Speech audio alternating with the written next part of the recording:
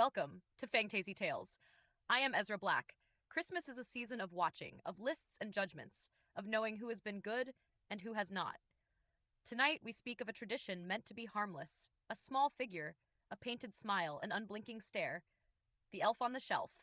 Officially, it's a toy. Unofficially, it's a watcher, placed high above the room, moved while children sleep, blamed for mischief it could never commit on its own. But sometimes, it does more than watch. In 2018, a family in Minnesota reported repeated disturbances during December. Kitchen cupboards left open, chairs dragged across the floor. The parents blamed the children. The children blamed the elf. What unsettled them was this: the elf was found each morning somewhere it had not been placed. Not moved playfully, moved purposefully, standing in doorways, facing beds.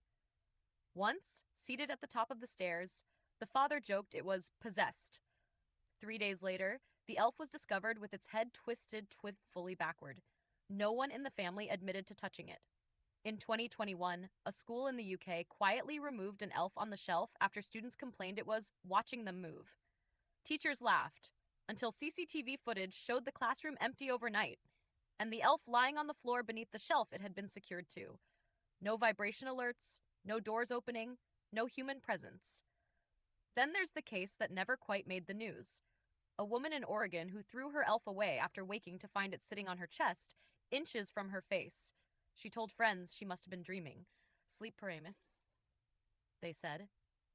But the elf reappeared the next morning, back on the mantel, dry, undamaged. Folklore warns us about this kind of thing. Not the elf itself, but the invitation. In old European tradition, household spirits were given tokens during winter, figures placed near hearths to observe the home. If welcomed incorrectly or mocked or treated as toys, they turned cruel. Possession doesn't always mean a demon. Sometimes it's something simpler, a rule misunderstood. A watcher that realizes it has been seen. Consider this. The elf is said to move only when no one is looking. It observes silently, reports behavior, judges. That is not a toy's role. That is a sentinel's, and sentinels resent being laughed at. Children across multiple countries have reported the same dream: the elf climbing down from its perch, walking stiffly, joints popping like old wood, its smile wider than it should be, its voice whispering, "I saw that." Parents dismiss it as imagination, until they notice fingerprints in dust near the elf, or tiny red fibers caught in door hinges, or the feeling, impossible to shake, that something in the room is awake when everyone else is asleep. So this Christmas, enjoy the lights, enjoy the songs, enjoy the traditions handed down without question. But if you place an elf in your home, do not joke that it's watching. Do not threaten children with it.